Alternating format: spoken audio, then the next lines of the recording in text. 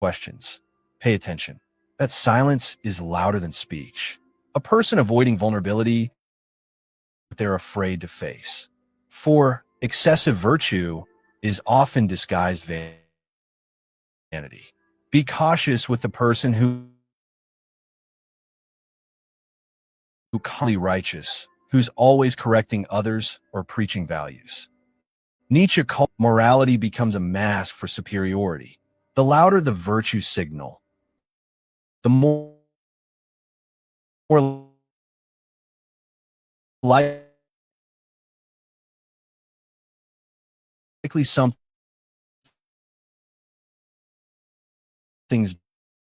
being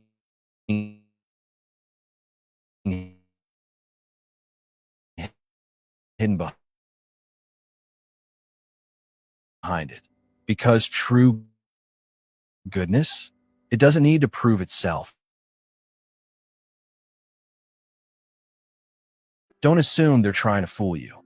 Realize they've been running from the truth inside them. Is vintage Nietzsche, the person who constantly name drops, who reminds you of their success, who dominates the room. They may not be confident. They may be scared, terrified of being overlooked.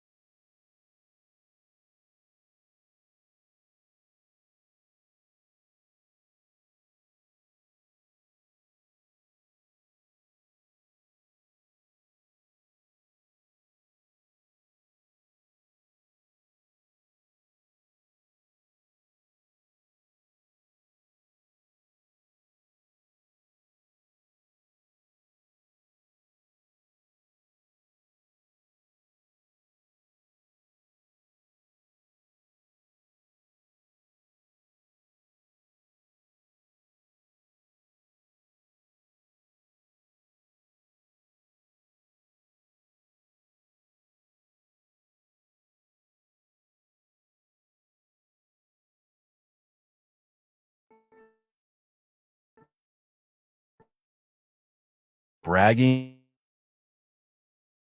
or over-explaining, you're not seeing strength. You're seeing but to protect themselves. But once that mask starts to slip, what you're seeing isn't just vulnerable.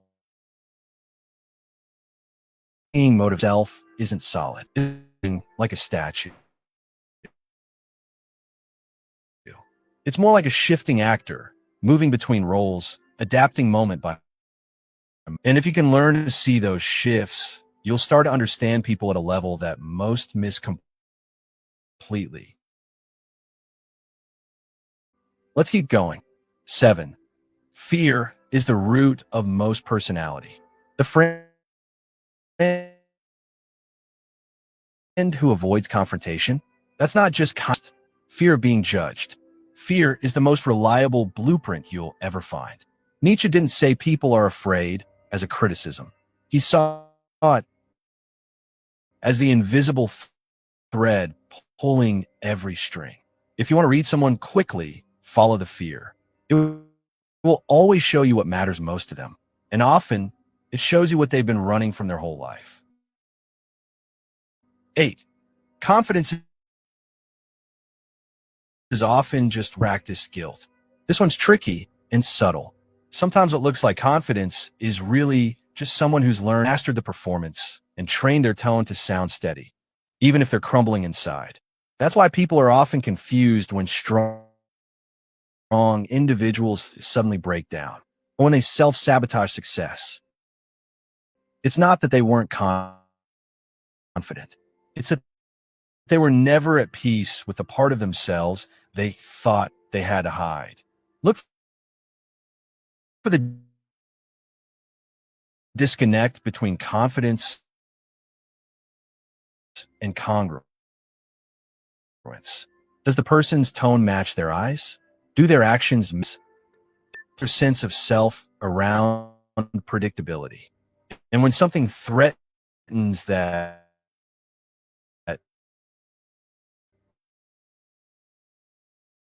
they overcompensate.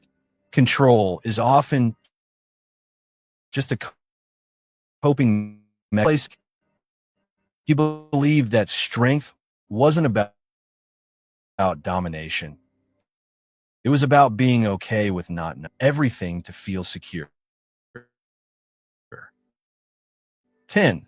What someone exaggerates is what they doubt in themselves. You've seen this. The person who constantly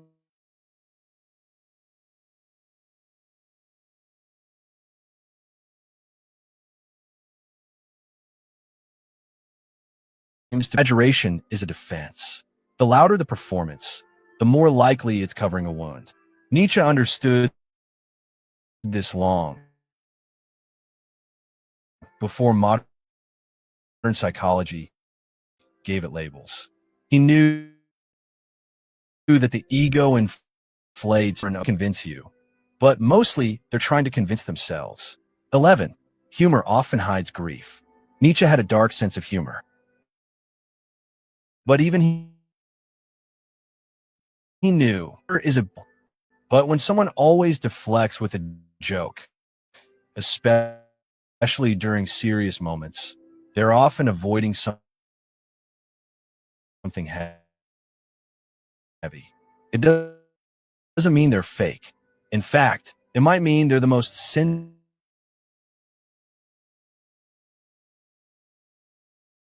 fine. Try asking a real question. Watch how they react. If they freeze, sneeze. Have you ever met someone type of person or keeps creating the same conflict in different places? That's not coincidence. The idea that people live the same lives, make the same mistakes, and suffer the same patterns over and over because they haven't if someone tells you the same story 5 times, they're not to explain. That repetition is a breadcrumb trail to their deepest pain. Identity is often a response to trauma. People build identities not always out of passion, but out of protection. The overachiever who's always busy may have grown up believing love had to be earned. The helper who's always available may be afraid to ask for help themselves. Cells from past betrayal. Nietzsche's idea was simple. People create meaning out of suffering. They become something in response to pain. So when someone presents a don't just look at what it says, look at what built it. Ask others with small reveals. If someone says, I'm kind of a mess, or I'm probably overthinking this, pay attention. That's not a you dismiss them, they close up. If you engage with compassion, they open more.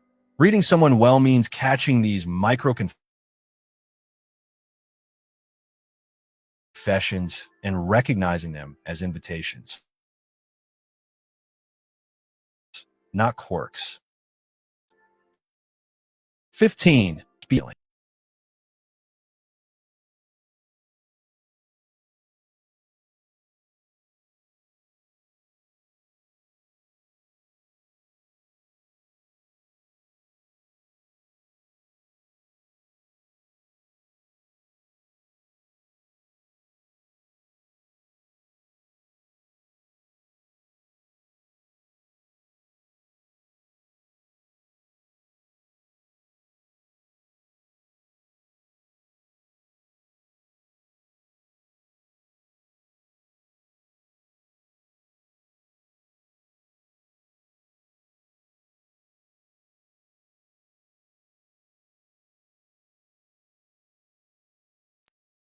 Could manipulate so you could understand. Because when you stop and something incredible happens, people start revealing, but something about the way you listen, the way you notice, makes them want to show you more. That's real connection. And that's exactly where we're going in part 3. In the next section, we'll explore how shame creates tell the difference between projection, truth in real time. Because learning to read people is never about judgment. It's about being right, even from themselves. So far, we've looked at the mask, the signals, these subtle cracks in the performance. But now we go deeper into the emotional engine behind it all. Because Nietzsche didn't just observe behavior, he traced it back to its source.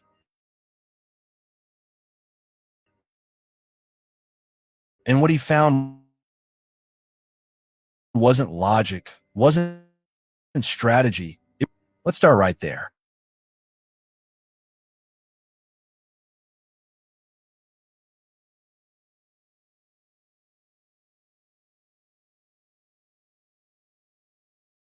Needs to be turned back, likely ties mistakes to their sense of worth. Nietzsche believed that underneath pride, aggression, even arrogance, often find a small, wounded part of the self trying desperately to feel worthy. And when you understand that, judgment turns into. If you want to read someone with real depth, ask this question: were they ashamed of? Not to exploit it, but to understand what's driving them. 17. Masks, small exaggerations, social filters, little habit. The strong one, the nice one, the unshakable one. The heavier the mask, the more likely it's been built over serious pain. Nietzsche saw this clearly in his time. He believed that most people didn't even know they were wearing masks because they've been doing it for so long. They mistook it for identity. You'll see this in people who resist introspection, who get uncomfortable when you ask real questions, who shut down when asked to be vulnerable. He responds. 18. The soul reveals itself when pressure is applied. This might be Nietzsche's most powerful psychological truth. You don't really know someone until they're tested. It's easy to look wise when life is calm. It's easy to be kind when no one's pushing your buttons. But when tension hits, when someone's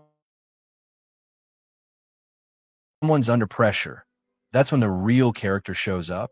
Watch Filtered. Nietzsche believed that testing didn't corrupt the self. It revealed it intact.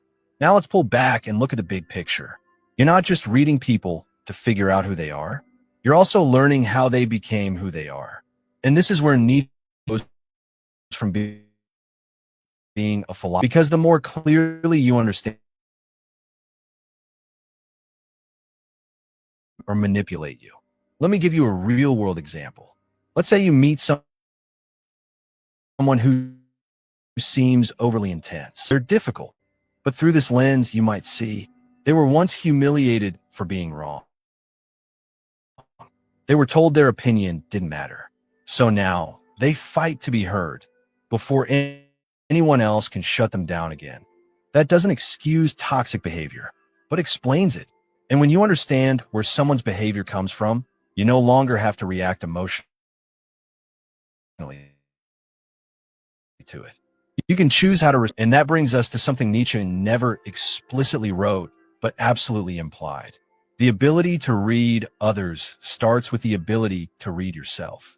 Because all of these psychological truths, they don't just apply to them, they apply to you. Where do you wear a mask? What do you exaggerate? What patterns do you repeat? What emotion sits underneath your pride, your quiet, your ambition self? The less you need to hide, you'll stop falling for the performance. You'll start hopeful, scared, growing, and you'll become the kind of person people naturally open up to, not because you're charming, but because you're safe. Now, let's go even deeper. Nietzsche's philosophy wasn't designed to make you comfortable. It was designed to wake you up. He believed that most people live in illusions, illusions about themselves, about others, about the world. And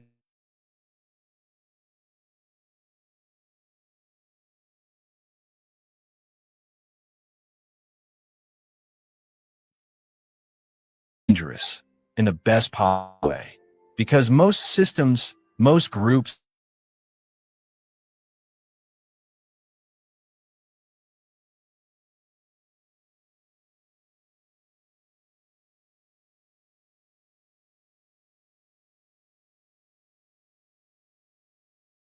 who doesn't get distracted by ego, fame, charm,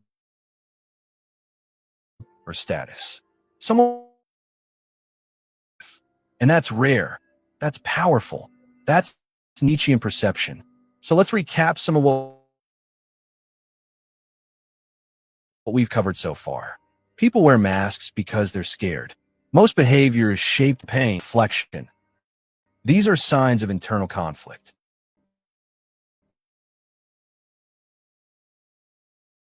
True insight requires emotional stillness, not just intellectual sharpness. Things personally. Because when you can separate yourself from their behavior, but might finally need. In part 4, awareness.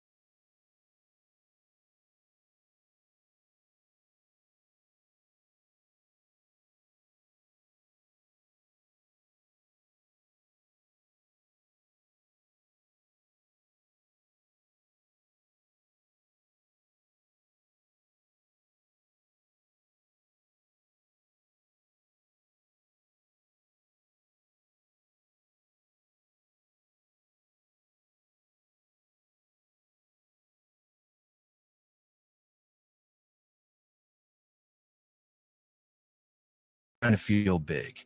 And the moment you start using this awareness to exploit others, you become the exact kind of person Nietzsche warned us about. Because truth without compassion is cruelty. And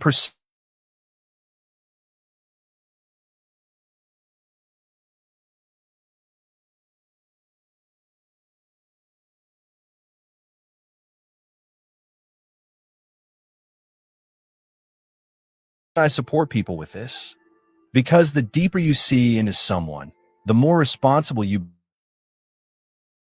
become for how you treat them. Let's talk about boundaries. One of the hardest things for highly perceptive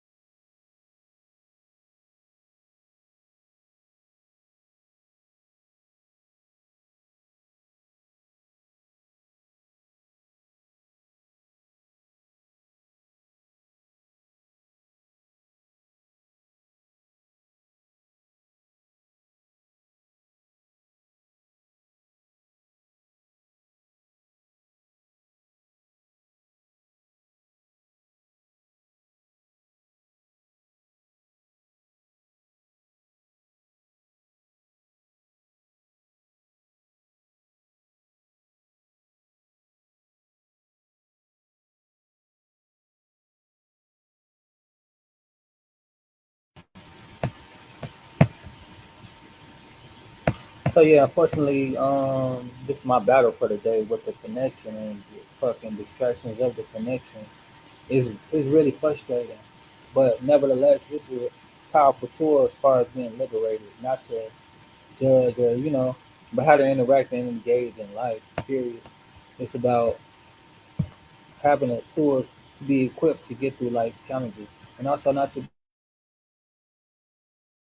be a victim of life. How to go about in a successful way. I listen to a lot of philosophy. I'm a seeker of truth. However it comes, however it's presented, and that's what I'm talking about a lot on my channel. It's about truth and seeking what's true. A lot of philosophy goes down into the truth of things. It likes getting down to the nitty gritty. That's why I like to watch this type of stuff and learn from this type of stuff. To help evolve as a person. This type of stuff helped me out a lot. And I'm just thankful that I can be able to learn to stuff to be able to come to me that I can learn it and share it with others. But yeah, I'm about to end this session and start my day. Give me a little peace of mind because I'm trying to work, put myself in a position. But damn, this shit irritating, man. This how they fuck. Not to be complaining, but I'm about to do what's best for me as far as peace of mind and pursue my happiness because I'm not happy at the moment with the irritations. I'm patient, but not for the bullshit. You know what I'm saying? Like, whatever, right? Choose not to focus on this right here, but to win the battle for the day, I'm gonna let it be what it be. I can put myself out there for today, and I'm happy about that. And maybe that's all I need to do for the day. I feel like now I'm forcing it because the shit don't want to play. So that's why I'm ending the broadcast with peace and blessings. And for more like this, make sure that you guys subscribe, like the video, and share it, please. Peace and blessings, and happy holidays.